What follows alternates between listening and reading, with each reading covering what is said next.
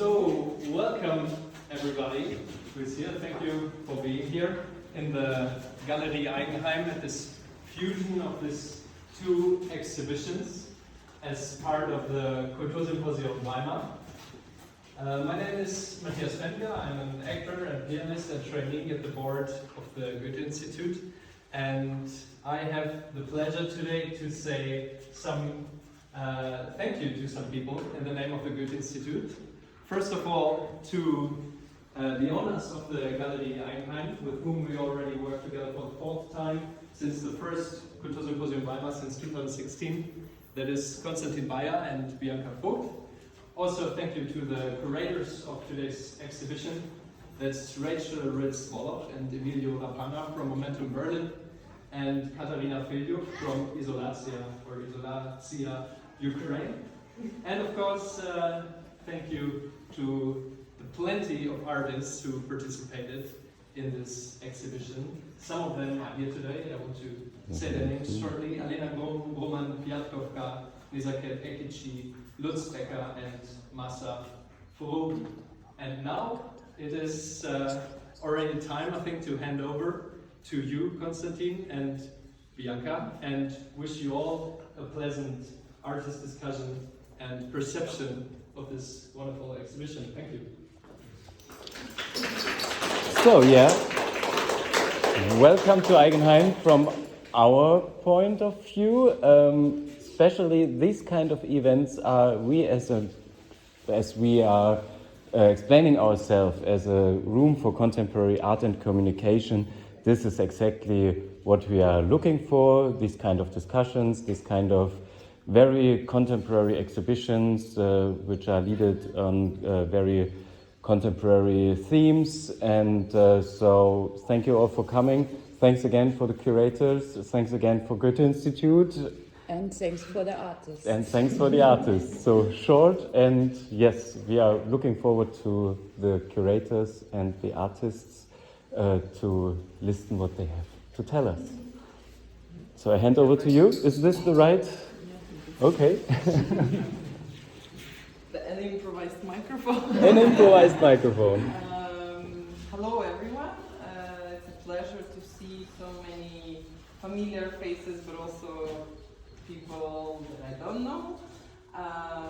Excuse me for my voice.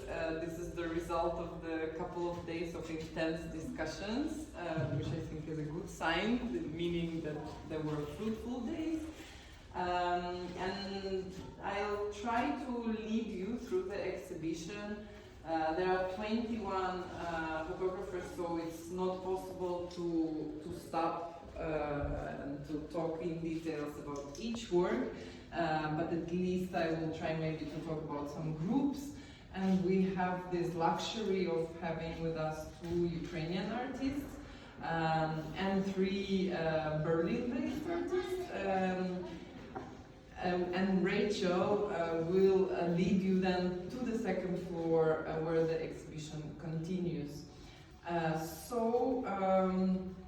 As I said, this is a collective exhibition featuring 21 Ukrainian photographers from mid-20th century until nowadays. And this exhibition is a winner of a program called Visualized, organized by Ukrainian Institute. Why I say this, because it a little bit affects the concept of the exhibition. The main goal of Ukrainian Institute is to represent Ukrainian culture abroad. So this exhibition represents, as a result, Ukrainian photography and its diversity. It's not a retrospective, because I think for a retrospective we need a space like Bauhaus Museum or something. Ukrainian photography is very rich, very interesting. There are many talented photographers, but at least I think this can give you an idea about Ukrainian photography, and this is partially one of the reasons why I decided to show this panorama from the mid-20th century. And this wall is a good place to start, because here we have photos very mixed. This was also thanks to our hosts. This was the idea to mix a little bit the the present and the past, because these photos are from the 50s and the 60s. And this one, as you can imagine, is from 2022, and this is the destroyed building in Kiev, while the upper one, for instance, is a public beach at Dnieper River in Kiev. So we wanted a little bit to highlight this contrast between normal life and between what happens when the war comes and ruins, in one instance, this normality. Here on this wall, the work that I will stop on is a project by Alena Grom, and she's here, so I'll give her a word in a second. It's called Bomb, and also an addition to this exhibition that came up very spontaneously is this slideshow over there, where you can see the project, the very recent project that Alena did, because she's a resident of Bucha, and I think unluckily I don't have to explain where it is because everyone knows now. I will give a word to Alena, and so that she can say a couple of words about these two series and also about what she is doing right now, because she remained in Ukraine and continued her photographic practice during the war. And I'll be translating, she'll be speaking in Russian. Приветствую всех. Меня зовут Алена Гром, я украинский фотограф, художник и журналист. I'm Alena Grom. I'm a Ukrainian photographer, journalist, and artist. Я родилась в Донецке, на Донбассе, и в 2014 году вынуждена была покинуть свой дом из-за войны. I was born in Donetsk, in Donbass, and in 2014 I was forced to leave my house. Но я никогда не покидала его эмоционально. В 2017 году я начала ездить на войну, снимать проекты, не рассказывать миру о том, что происходит в моем родном регионе. But I never left this region emotionally, because since 2017 I started to go back with the aim to take photos and to tell the whole world what is going on there. Я видела то, что люди находятся в тяжелых социальных условиях, что они подвергаются постоянным обстрелам. Дети сидят в подвалах, и у них разрушена инфраструктура, и нет самых важных элементарных вещей. And what I saw there is that people there stay in very poor conditions. The infrastructure is destroyed, and very often children stay in these cellars in underground because this is the only safe place. Многие люди сидели в подвалах, прячась от обстрелов. Это промышленный Донбасс, это промышленный регион. В мирное время люди работали в шахтах, но в условиях войны они спустились в шахты, подвалы для того, чтобы укрыться и сберечь свою жизнь. Там они рожали и растили своих детей. Фактически подвалы взяли на себя функцию утробы – сохранять и питать. Поэтому этот проект называется «Утроба». And Donbass is an industrial region known for its coal mines. So before people were going underground to extract coal, and now they again go there, but to find a safe place. And a lot of people live there for a long time. There have been the children have been born there. And raised there also. So for me this is a metaphor of a warmth that keeps people safe. Эти фотографии я сделала в городе Марьинка. Сейчас фотографии этого города облетели весь мир. Этот город полностью уничтожен. Не осталось ни одного человека, который бы там жил. Я не знаю, что происходит, что произошло с детьми, живы ли они сейчас. Это всего лишь маленький фрагмент огромной трагедии, катастрофы, которая сейчас происходит в Украине. And this project I realized in Marinka, which is a town again that maybe some people heard of, which has been completely razed down to the ground by Russian troops, and currently there is no single habitant in this town, and the face of these children and of the protagonists of the photographs is unknown. I don't know where they are and if they are alive. Maybe I would like to ask, since we're mixing a little bit a tour and an artist talk for the sake of saving a little bit of time, maybe I'd like to ask also Alena about her current practice and what she's working on now.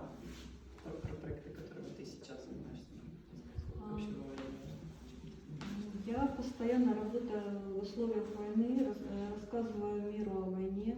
Я езжу на Донбасс.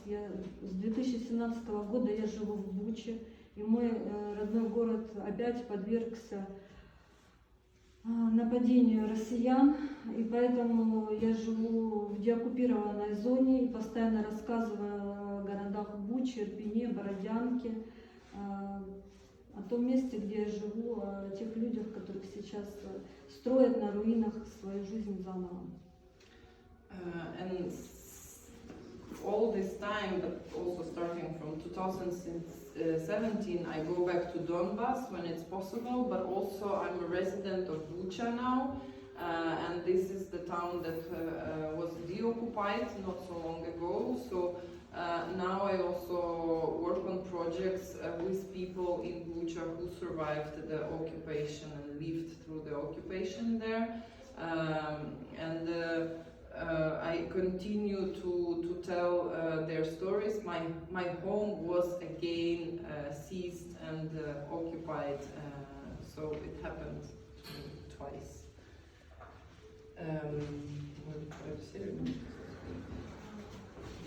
Крайний проект, который я закончила, называется «Украденная весна». Он представлен на экране этого монитора. Я живу в Буче и работаю в Ирпене. Каждый день я вижу руины и это военный ландшафт, в котором мы живем. Здесь сфотографированы женщины на декоративных фонах весны, среди которых находятся разрушенные города Бородянка, Гостомель, Горенко, Буча и Ирпень. Это не просто фотографии женщин, это фотографии жертв войны, это истории людей, которые сейчас живут там и строят свою жизнь. So this is one of my last projects. It's called Stolen Spring, and because I live in Bucha and I work in Irpin, and I see also all these towns around, right, Borodianka, Gostomel, I decided to do this project where the women who are also the victims of the occupation and war are photographed with this beautiful background, and behind there are ruins. Эти фотографии сделаны в историческом диалоге с фотографиями польского фотографа Майкла Неша, который сфотографировал фотографа, который фотографировал людей на декоративном фоне, среди которых лежали руины Варшавы. And this series is made in a dialogue with photographer Mark Nesh, who, after the World War II, photographed a Polish photographer taking photographs of the Polish people with this beautiful background, and behind them there were ruins of Warsaw. На его фотографиях встретились жизнь и смерть, это руины и женщины, как продолжение нашего рода, как наше будущее. И я создала эту серию в надежде на то, что Украина поднимется из руин и нас ждет прекрасное будущее. And in these photographs, for me, there is a meeting between the death and the life. And of course, women represent life because they give life. And for me, this gives hope that Ukraine will continue a peaceful, normal life soon. Thank you. I think we can go that way.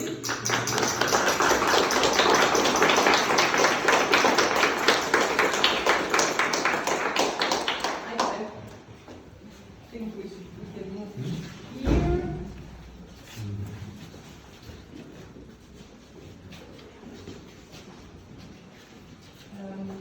So in this part, I gathered a little bit the photos that represent, let's say, the 90s in Ukraine. So the period right after the collapse of the Soviet Union and the first years of independence. And there are some historical photographs because these two, for instance, are from Chernobyl zone. And this is a resident of the area who is forced to leave her place probably forever. While these photographs, these three, they are they are the students' protests that actually led to the proclamation of Ukrainian independence. And here we see the work of Boris Mikhailov in cooperation with Mykola Ribny, and it was made a little bit later in 2007, if I'm not mistaken. But there were two competing parties represented by two different colors, and they were kind of reenacting these political fights and battles in a very humoristic way, but also in a serious way, because if you look at this globe, it's like Ukraine everywhere, so you know, it's like ambitious of politicians.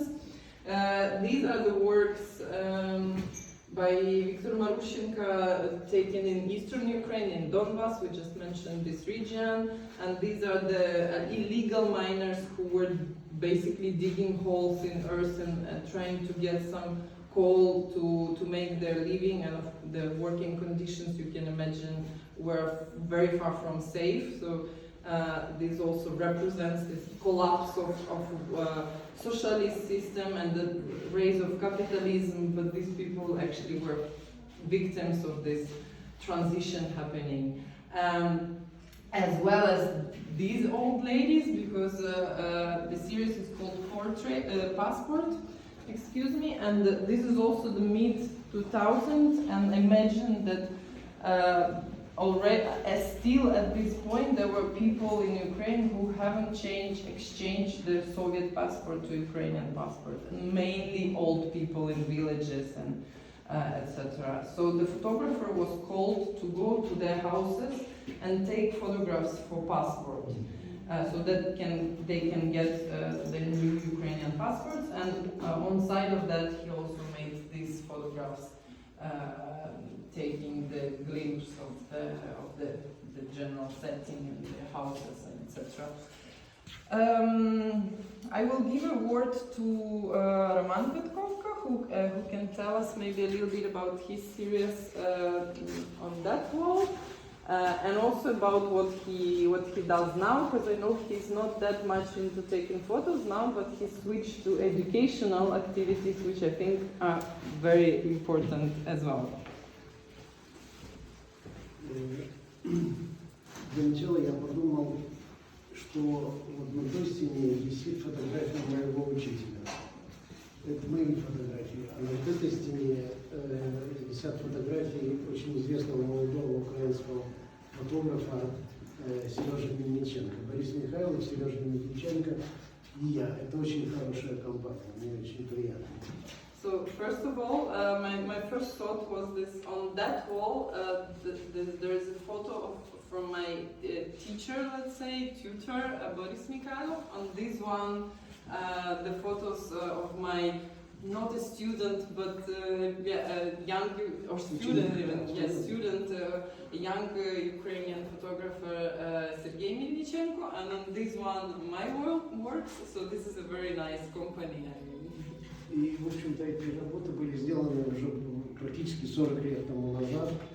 И когда-то они казались мне очень протестными и очень революционными. Прошло время, и сегодня, в общем-то, уже другое ощущение. 1987 год. В Советском Союзе табу на обнаженное тело.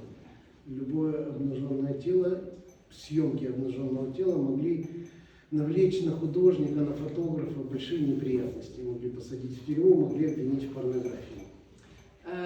So this is an old series. It's almost 40 years old, and back then, when I was working on it, it seemed to me that it's super revolutionary. Of course, now it may look very different and perceived in a very different way. But in 1987, taking photos of nudity was very dangerous because it was prohibited by the Soviet Union, and if you as a photographer would be caught by doing this, you may have even up to like a criminal sentence for that. So it was actually very dangerous. И главное, как бы такой концептуальный посыл для меня было то, что мне хотелось показать свободу молодого тела, вырывающего из каких-то догм советского времени. Но с другой стороны, я никогда не воспринимал тело, особенно женское тело, как эстетический объект. То есть это для меня была не эстетическая категория, для меня это была социальная категория тела как социальный маркер. So for me, this was a way to show how this young youth energy, like literally jumps out of all these restrictions and regulations. On the one hand, but on the other hand, body, a human body, especially female body, was never an aesthetical category for me. It was rather a social category. It was a social marker for certain things going on in the society. История этой фотографии была очень веселой, потому что в этой съемке участвовало два фотографа, я и мой учитель Борис Андреевич Михайлов. And the story of this shooting is very funny because it was not just me, but it was also Boris Mikhailov participating in this shooting. В то время Борису было 45 лет, он был очень в моих глазах старым человеком, а я был молод, но так как у старого человека, у него была пустая квартира. And back then, Mikhailov was around 45, and in my eyes it was like an old man already. But because he was older, he had an empty apartment. Но зато со мной дружило много девушек, которые готовы были раздеваться и фотографироваться перед нами. On the contrary, I had many girlfriends who were ready to undress and be photographed. Ну, я как человек молодой, более нетерпеливый, я на следующий день проявил, напечатал эти фотографии, и Борис сказал, посмотрел на них и сказал, я свои показывать уже никому не буду. And because I was young and impatient, I developed and printed my photos the next day. I showed it to Mikhailov, and Mikhailov said, okay, I'm not gonna develop my films, it's okay, I'm not gonna show it to anyone. И, в общем-то, это одна из немногих первых работ, которые как бы благословил мой учитель. And it was one of the first series that was kind of blessed by the master, by my tutor. Может, пару слов про учебные? Ну, учебные. До войны я преподавал в Государственном университете, и я преподавал в двух частных фотографических школах, в двух академиях. И я преподавал много по Украине, я иногда преподавал и в Европе, и, в общем-то, какая-то целый ряд. То есть выросла уже некая плеяда украинских молодых и не очень молодых фотографов, которые сегодня, в общем-то, мне кажется, очень занимают серьезное место на площадке современного искусства. So even before the war, I was teaching at the State University, but also 2 private photo schools. So I can say that the whole generation of young and not so young Ukrainian photographers were trained under my supervision. Ну, конечно же, нужно сказать, что я один из представителей Харьковской школы фотографии. Это известная концептуальная школа фотографии, один из первых постмодернистских направлений в искусстве в Украине. And it's important to say that I'm one of the representatives of the Kharkiv School of Photography, which is considered to be one of the first postmodernist movements in contemporary Ukrainian art. Thank you. Thank you.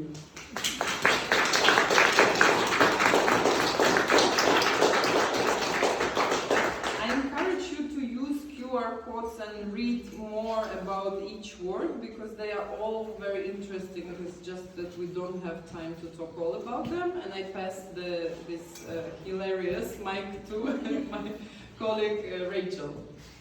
Thank you very much, Kateryna, and thank you, Roman and Alena. This exhibition is a dialogue between 2 institutions, several curators, and groups of artists from radically different places.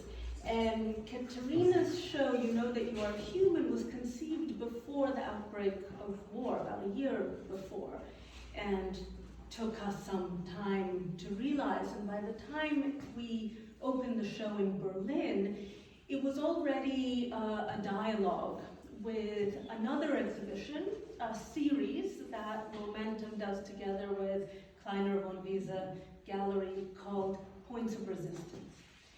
And here we bring you some of the video program from that exhibition, including some new works.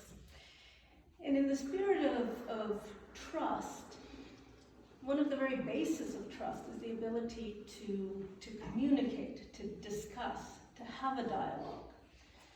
So, linking to the Ukrainian topic, we're showing a video commissioned by the first Kiev Biennale in 2012 by Lutz Becker, who is thankfully with us today here. I'll pass this to you in a moment for a few brief words. What you see on the screen over here are excerpts from historic footage, films by Alexander Dovchenko, who was the father of Ukrainian cinema.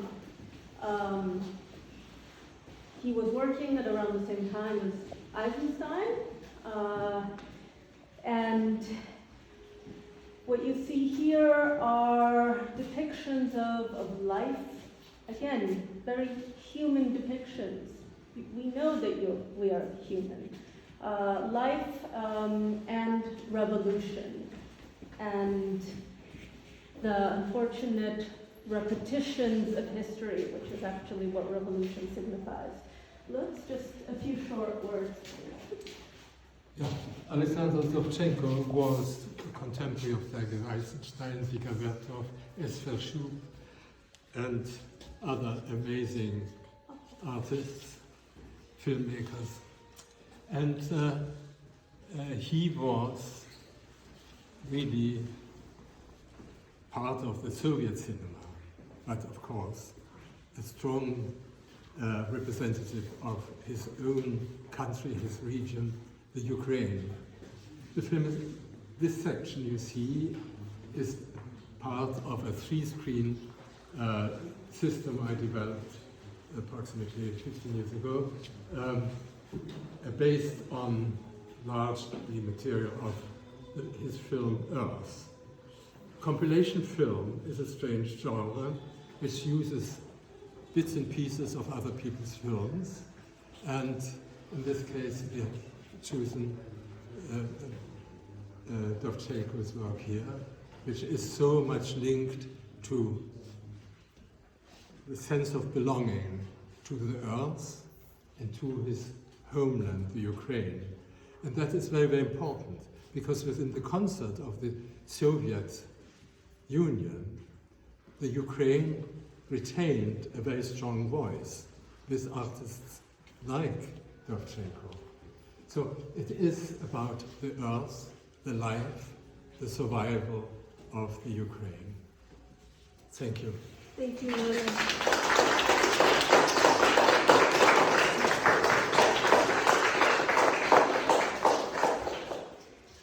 And in view of the heavy topic of war and the history of Europe after the Second World War, we decided to inject a little lightness into the occasion, because humor is very often a necessary coping mechanism without which humanity cannot continue to exist.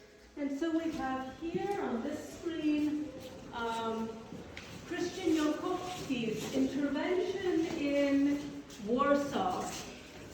He was working with the Polish Olympic weightlifting team in a work called Heavyweight History, where he asked them to attempt to lift several historic monuments throughout Warsaw.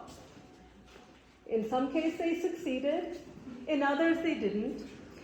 The whole performance is narrated by a famous Polish sportscaster, and so we have a history lesson rewritten in the language of sports. It's extremely funny, but in the question of the topic of trust, we have to ask ourselves, if history can be rewritten as a sportscast and monuments so easily moved, whose version of history can we trust? In the far corner here, we have a video by Italian artist Christian Nicoli, who made this work commissioned by the Italian Council, pretty much perfectly on the topic of trust. It's called Spy. Two men hang precariously off of either side of a wall. You don't know if they're hanging in for survival. You don't know if they're trying to climb their way to the top. But what we do know is that their existence is mutually interdependent on one another. If one falls, so does the other. And so they have to trust each other, even if they don't know that the other exists. I'll invite you all upstairs in a moment, but because it is so small up there, perhaps we can begin down here first, and then you can follow us. So in the room upstairs, the first thing you will see as you step up is an installation on the floor called Don't Tread on Me. The title is misleading.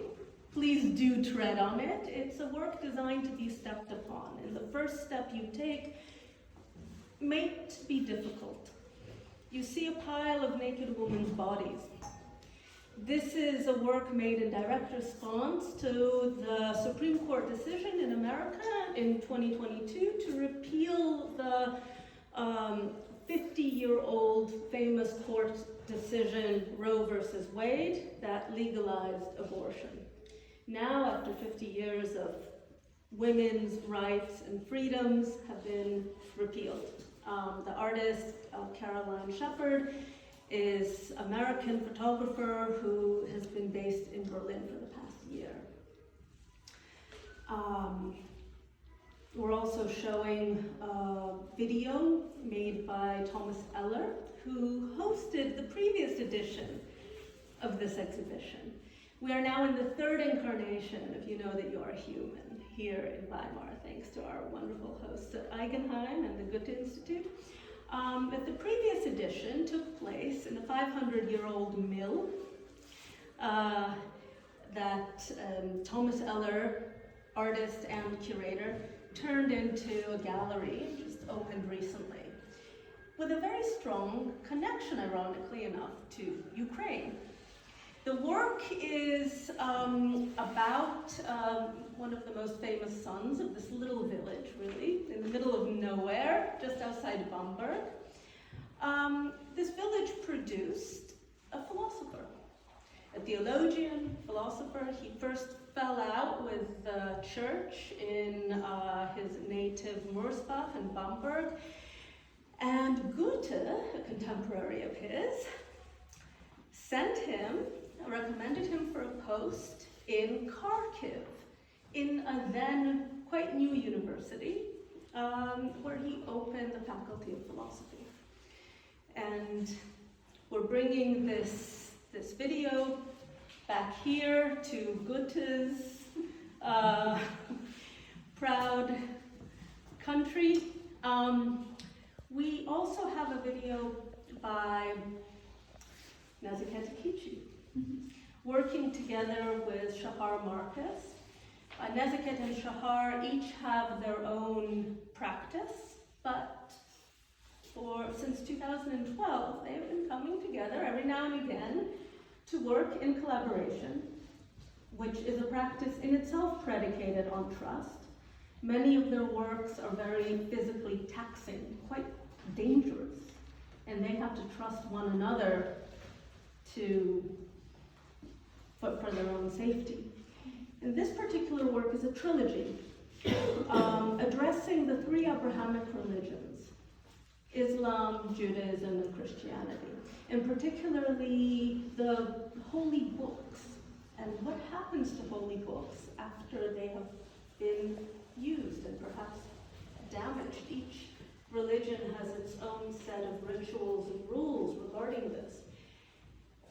It's a beautiful performance piece shot in Istanbul, Jerusalem, and Rome. And we include it here because, unfortunately, the root of so many conflicts throughout the history of mankind has been religion.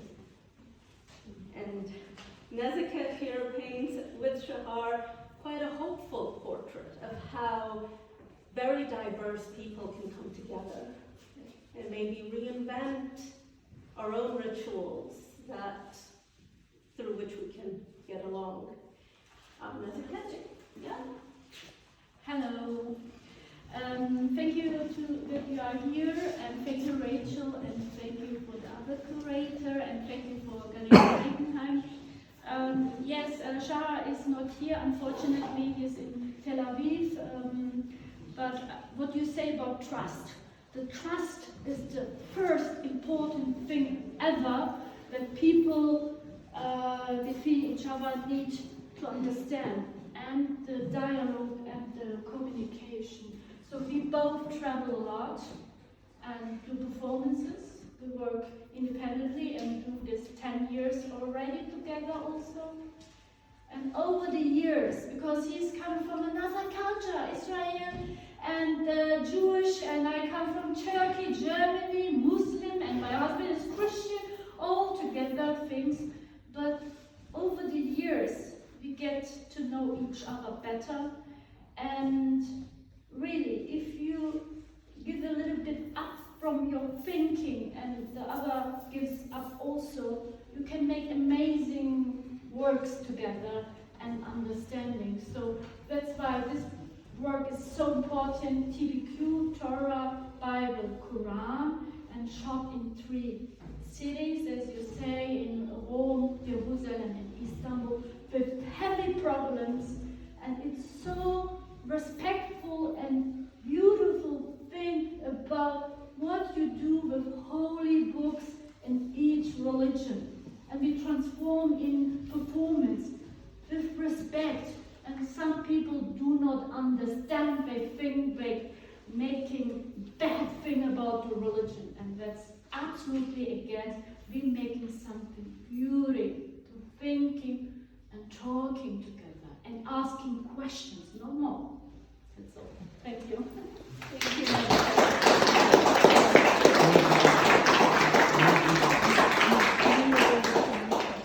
When you go upstairs, to the right of Neziket's work is a video by Bulgarian artist Mariana Vasilyeva. She's been a resident of Berlin for over 20 years now, and incidentally was the very first artist I met when I moved to Berlin. And this is quite an early work of hers, which makes us all realize that we should all listen more to our grandmothers. It's a work about communication and the ubiquity of communication and how we all understand each other. She creates in quite beautiful visual puns. She reenacts sayings she learned from her grandmother that will be familiar to all of us. In so many different cultures, no matter our differences, we all have these aphorisms that ring true. And so you will see upstairs, do not carry 2 watermelons under one arm. Okay, that might be a particularly Bulgarian saying, but clothes make the man, and you hit the nail on the head will be familiar to all of us. On the wall opposite Nezakit Shahar's work is a video by German artist Nina Schönfeld. She's an actual native of Berlin. There aren't so many of those, surprisingly enough. Nina made Why Do We Kill in direct response to the outbreak of war in Ukraine. It's a question I'm sure many of us ask ourselves, and everyone should ask themselves. Why do we kill?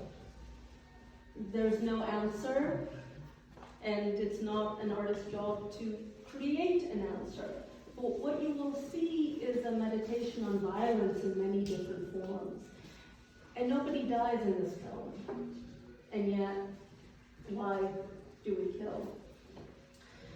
And I'm sure asking herself the same question is Masa Farugi from Iran, who now lives in Berlin, and made her video upstairs, Poetic Revolution, for the first edition of this exhibition in Berlin.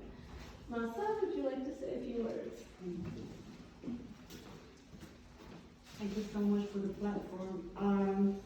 I think that what I really appreciate in the context of the exhibition is that because I'm coming from Middle East, I've been in Australia for a long time, so usually when the war is breaking in other regions, it's not being like the center of attention much.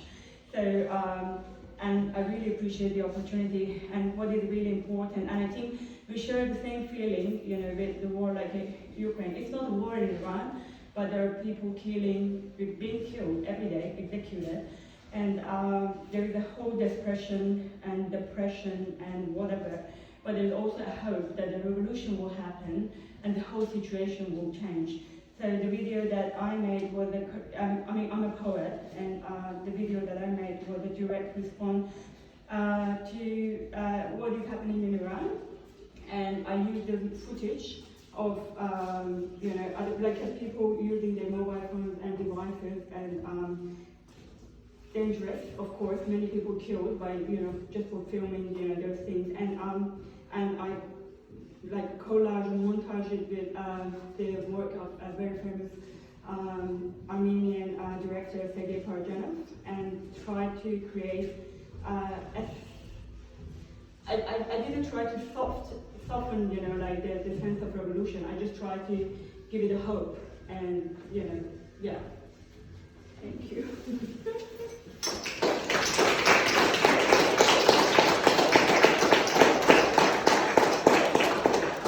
So thank you to all of the artists here, and to our hosts, and to my co-curator. Maybe to add or to finish on a poetical note, since the previous speaker was also a poet.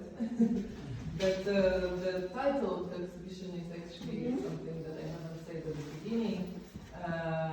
These are the verses of a very famous poem written by Ukrainian poet from the 60s, and it's an ode to life. So no matter what happens, and we all know that we live in difficult times, not only because there is war, but there are also many other global and local challenges we have to face. It's good maybe sometimes to reread this poem and to remind yourself that as The poet says, your eyes are unique, your smile is unique, so enjoy yourself on this earth. And this is my wish to all of us. Thank you.